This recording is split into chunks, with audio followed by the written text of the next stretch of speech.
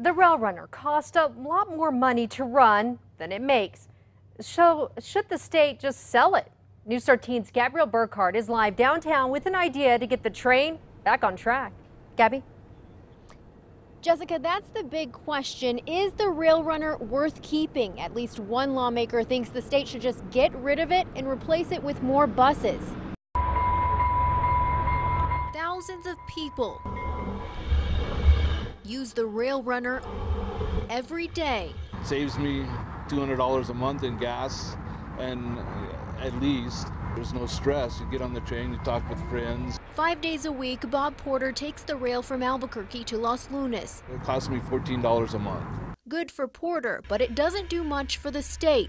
Last year, the train made $2.8 million on fares. The cost to operate, $28.4 million. Plus, the department still has to pay off the rail runner, which they estimate will cost $784 million over the next 20 years. We've got to decide.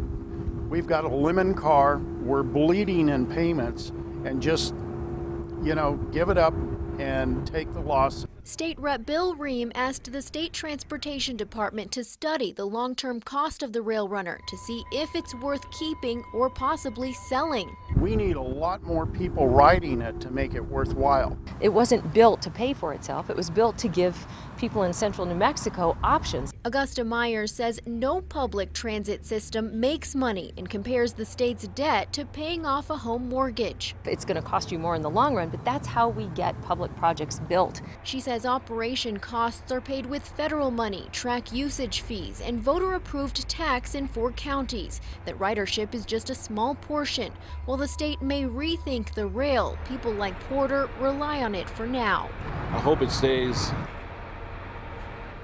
Now, rates for the train are some of the lowest in the country. The average fare is $2.47, and that works out to about 6 cents per passenger mile. Still, they aren't planning on raising the rates anytime soon. Back to you. All right, thank you, Gabby. Ream's idea to sell the rail runner wasn't the only proposal to sell off a major New Mexico investment this legislative session. Senator George Munoz introduced a bill to unload the $220 million mostly vacant spaceport, but it died in committee. Earlier this week, News 13 investigative reporter Larry Barker showed you why the spaceport is losing about $500,000 each year. You can watch that report on KRQE's app.